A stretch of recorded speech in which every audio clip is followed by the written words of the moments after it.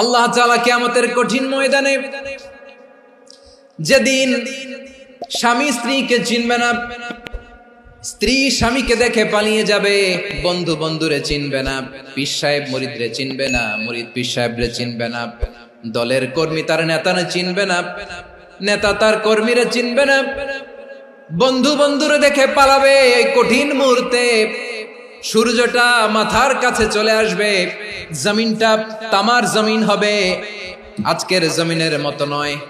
মানুষ ঘর্মাক্ত, ক্লান্ত, শ্রান্ত মাথার মগজগুলো কানের ছিদ্র আর নাকের ছিদ্র দিয়ে বেয়ে বেয়ে পড়বে।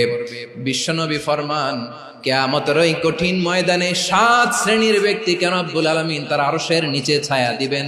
তার মধ্যে প্রথম শ্রেণীর ব্যক্তি হলো ইমামুন আদিল, যে ইনসাফের সাথে বিচার করে, যে জাস্টিস সমাজে সার্ভ করে, যে সুশাসন নিশ্চিত করে, ওই ইমামুন আদিল। আদিল শব্দটা বুঝছেন না? ইন্নাল্লাহা ইয়া'মুরু বিল আদল, পাইছেন?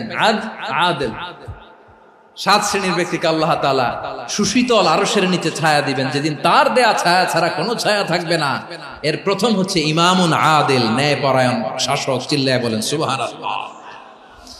আবার বিশ্বনবী বললেন, ইন্নাল মুকসিতিনা ইনদাল্লাহি আলা মানাবিরা মিন নূর আন ইয়ামিনির রহমান। কিয়ামতের দিন যারা ন্যায় পরায়ণ হিসেবে আল্লাহর সামনে দাঁড়াবে, কিয়ামতের দিন রব্বুল আলামিন তার আরশের ডান দিকে ওই ন্যায় পরায়ণ লোকদের জন্য আরশের ডান দিকে একটা নূরের মিম্বারে তাদেরকে বসার সুযোগ করে দিবে।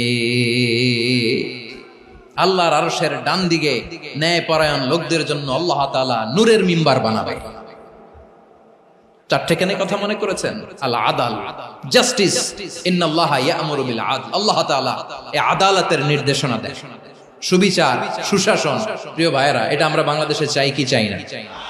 এই যে অরাজকতা, এই যে অন্যায়, এই যে জুলুম, এই যে ইনকনসিস্টেন্সি সমাজের অসঙ্গতির প্রধান কারণ জাস্টিস নাই, সুবিচার নাই, সুশাসন নাই। শেষবারের মতো আওয়াজ করে বলেন তো, আমরা বাংলাদেশে আদল চাই কি চাই না? তাহলে প্রথম নির্দেশনা শেষ। আল্লাহ তাআলা তোমাদেরকে আদলের আদেশ দেন। এরপরে আল্লাহ বললেন, আমি তোমাদেরকে ইহসানের আদেশ দেই। ইন্নাল্লাহা ইয়া'মুরু বিল আদলি ওয়াল ইহসান। আমি তোমাদেরকে যেমনি আদলের নির্দেশনা দেই, তেমনি ভাবে তোমাদেরকে ইহসানের নির্দেশনা দেই। ইহসান, আওয়াজ করে সবাই বলেন তো ইহসান। ইহসান মানে কারো প্রতি সফট হার্টেড হওয়া, মহানুভব হওয়া, অনুগ্রহ পরায়ণ হওয়া, অনুগ্রহশীল হওয়া, একে অপরের প্রতি দয়াদ্র হওয়া। একে অপরের প্রতি দয়াদ্র, অনুগ্রহশীল হওয়া ছাড়া মানবিক সমাজ কশিনকালেও গঠন করা সম্ভব না। প্রিয় ভাইয়েরা, সুন্দর আচরণ দিয়ে, ইহসান দিয়ে যা জয় করা যায়, নরম আচরণ দিয়ে যেটা অর্জন করা যায়, কঠোরতা দিয়ে সেটা পারা যায় না। বিষ্ণু ঈসা ইসলাম ইহসান দিয়ে, কোমল আচরণ দিয়ে, তার অনুগ্রহ দিয়ে তিনি অনেক কাফিরের হৃদয়কে জয় করে ফেলেছেন। সাইয়েদনা সুমামা ইবনে উসাল রাদিয়াল্লাহু তাআলা আনহুর কথা মনে পড়ে যায়। তিনি ছিলেন ইয়ামামার বাদশা। মদিনাতে বিশ্বনবীকে হত্যা করার নিয়তে এসেছিলেন। গোপনে গোপনে বিশ্বনবীকে হত্যা করে আবার ইয়ামামাতে তিনি ফিরে যাবেন। কিন্তু কি অবাক করা কাণ্ড, হত্যা করতে পারে নাই, সাহাবাদের হাতে তিনি ধরা পড়ে গেলেন। সাইয়েদনা সুমামা ইবনে উসাল রাদিয়াল্লাহু তাআলা আনহু হত্যার নিয়তে আসলেন, কিন্তু হত্যা করতে পারলেন না। সাহাবারা ওনাকে ধরে ফেললেন, ধরে মসজিদে নববীর পিলারের মধ্যে বেঁধে রাখলেন। সুমামা ইবনে উসাল, সিরাত থেকে শুনে, সিরাত থেকে শোনাচ্ছি, রাদিয়াল্লাহু তাআলা আনহু ইয়ামামার অধিপতি ছিলেন। বিশ্বনবীকে হত্যার জন্য আসছেন, ধরা পড়ে গেছেন, এখন মসজিদে নববীতে বেঁধে রাখছে, তার মানে বন্দী। এখন স্ট্যাটাস কি? বন্দী, ক্যাপটিভ। তো বিষ্ণু ঈসা ইসলাম সাহাবাদেরকে বললেন, তার খোঁজ খবর নিও, সুমামা ইবনে উসালের খোঁজ খবর নিও। সাহাবারা বলেন, ইয়া রাসূলুল্লাহ, আপনাকে হত্যা করতে এসেছে, তার তো কঠিন ক্যাপিটাল পানিশমেন্ট হওয়া দরকার, কঠিন শাস্তি হওয়া দরকার। বিশ্বনবী বললেন, না, আমি যেটা জানি তোমরা সেটা জানো না, তোমরা সুমামার সাথে ভালো আচরণ করো। বিশ্বনবী সুমামার কাছে গেলেন। প্রথম দিন যে তিনি কালেমার দাওয়াত দিলেন, ইমানের দাওয়াত দিলেন, ইসলামের দাওয়াত দিলেন, রিসালাতের দাওয়াত দিলেন, আখিরাতের দাওয়াত দিলেন। পরের দিন যে বিশ্বনবী সালাতের দাওয়াত দিলেন, যাকাতের দাওয়াত দিলেন, ইসলাম কি, কিভাবে, কেমন করে পালন করতে হয় চমৎকার আর্টিকুলেট করতে শুরু করলেন। তন্ময় হয়ে সুমামা ইবনে উসাল রাদিয়াল্লাহু তাআলা আনহু বিশ্বনবীর কথাগুলো শুনতে আরম্ভ করলো। একদিন নয়, 2 দিন নয়, টানা 3 দিন বিশ্বনবী সুমামার কাছে ইসলামকে প্রেজেন্ট করেছেন, উপস্থাপন করেছেন। আওয়াজ করে বলেন, কয় দিন? 3 দিন। 3 দিন মসজিদে নববীতে বাধা। আর সাহাবীদেরকে বললেন, তার খোঁজ খবর নিও, তোমরা যে রুটি বানাও এর মধ্যে সবচেয়ে ভালো আটার রুটিটা তারে দিও, সবচেয়ে রিফাইন্ড খেজুর, যেটা পিওর খেজুর, এটা তারে দিও। আর বিশ্বনবী নিজের উট থেকে দুধ দহন করে ওনার বাড়ির এক কর্মচারীকে বলেছেন, দুধ দহন করে সুমামার জন্য নিয়ে যেও। সুবহানাল্লাহ পড়বেন না?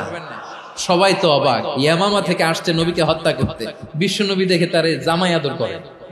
একদিন নয়, 2 দিন নয়, টানা 3 দিন বিশ্বনবী এভাবে সুমামার কাছে যেয়ে ইসলামকে প্রেজেন্ট করতে আরম্ভ করলেন, ইসলামকে উপস্থাপন করতে শুরু করলেন।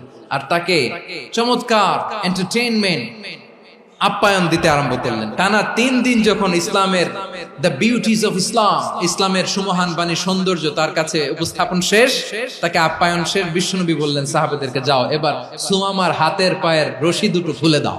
সাহাবারা তর্ক জুড়ে দিলেন, লা ইয়া রাসূলুল্লাহ, এমনটা করবেন না, তো ভয়ঙ্কর ভয়ঙ্কর খুনি, কি জানি কি হয়ে যায়। বিশ্বনবী বললেন, না, তার হাতে পায়ের রশিগুলো খুলে দাও।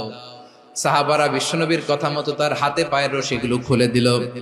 সুমামা মুহূর্তের মধ্যে মসজিদে নববী থেকে বের হয়, ইয়ামামায় ফিরে না যে মসজিদে নববীর পাশে একটা খেজুর বাগান ছিল, সেখানে চলে গেলেন।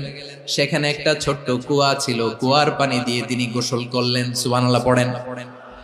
কুয়ার পানি দিয়ে গোসল করে মসজিদে নববীর সামনে এসে বিশ্বনবী এবং সাহাবাদের সামনে দাঁড়িয়ে সাব্বাবা উঁচু করে বললেন, আশহাদু আল্লা ইলাহা ইল্লাল্লাহ ওয়া আশহাদু আন্না মুহাম্মাদান আবদুহু ওয়া রাসূলুহু। আমি সাক্ষ্য দিচ্ছি আল্লাহ ছাড়া কোনো ইলাহ নাই, আর মুহাম্মদ আল্লাহ তাআলার প্রেরিত বান্দা এবং রাসূল। প্রিয় ভাইয়েরা, ইহসান দিয়ে যা জয় করা যায়, কঠোরতা দিয়ে সেটা কঠিনকালেও জয় করা যায় না। আওয়াজ করে বলেন, ঠিক কি না? এবার সুমামা দাঁড়িয়ে বলে, ওগো নবী, আমি তো কালিমা পড়ে মুসলমান হয়ে গেলাম, এবার শোনেন, এই মুহূর্তের আগে আপনার চেহারার চাইতে নিকৃষ্ট কোনো চেহারা আমার কাছে ছিল না, কিন্তু শাহাদা পাঠ করার পরে আপনার চেহারার চাইতে উত্তম শ্রেষ্ঠ কোনো চেহারা আমার কাছে আর নাই। ও নবী, আজকের দিনের আগে ইসলাম ধর্মের চেয়ে নিকৃষ্ট অপছন্দনীয় কোনো ধর্ম আমার কাছে ছিল না, কিন্তু এই মুহূর্ত থেকে ইসলামের চেয়ে সেরা শ্রেষ্ঠ পছন্দনীয় কোনো ধর্ম আমার কাছে নাই। নবী গো, আজকের দিনের আগে মদিনার চাইতে অপছন্দনীয় নিকৃষ্ট কোনো শহর আমার কাছে ছিল না, কিন্তু এই মুহূর্তের পর থেকে মদিনার চাইতে কোনো শ্রেষ্ঠ শহর আমার জানা নাই।